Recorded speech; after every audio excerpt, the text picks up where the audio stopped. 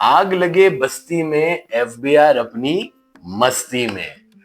FBR ये कहता है कि भाई ठीक है, बारिशें हो गई, कुछ भी हो गया, फॉर्म में हमारे मसला है, हमें पता है, हम वो फिक्स कर देंगे ना, क्या है, टैक्स फाइलिंग की डेट गुजर जाएगी तो हो जाएगा फिक्स, क्या जल्दी है, ठीक है। लेकिन हम अपनी मस्ती में, हमें तुम दो टैक्स। सेक्शन 147 एडवांस टैक्स के सेक्शन के तहत एफबीआर ने कई सारे लोगों को नोटिस भेज दिया है कि आप हमें एडवांस टैक्स जमा कराएं। बहुत इंपॉर्टेंट सेक्शन है, एंड तक वीडियो लाजमी देखिएगा। इस नोटिस को बिल्कुल भी अनट्रीटेड ना छोड़ें। वो सेक्शन क्या है, उसकी डिटेल्स क्या है, वो अब मैं आपसे शेयर कर लेता हूँ, डिस्कस कर लेते हैं हम।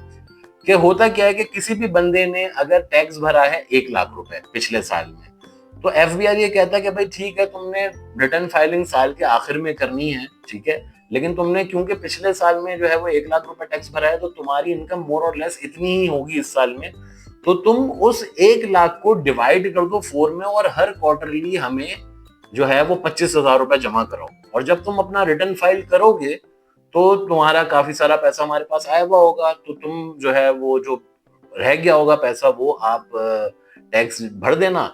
या अगर हमारे पास होगा, तो अगर हमारा मूड हुआ तो हम जो है वो आपको रिवर्ट बैक कर देंगे, रिफंड कर देंगे। खैर रिफंड तो क्या होता है, क्या करते हैं, एडजस्टमेंट ही होती है उसकी भी।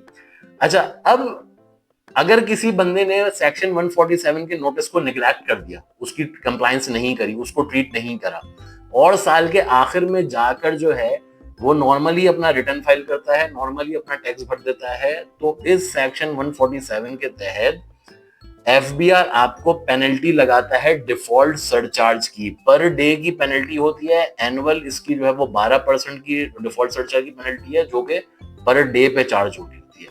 और इसके खिलाफ अगर आप अपील भी करने चाहते हैं तो सुप्रीम कोर्ट तक में टैक्स पेयर के खिलाफ जो है वो रेफरेंस मौजूद है कि वहां पर टैक्स पेयर हारा है। तो खुदारा इस नोटिस को बिल्कुल भी अनट्रीटेड मत छोड़िएगा। और अगर आपको किसी भी चीज की हेल्प की जरूरत हो तो cadre management, your legal and tax partner.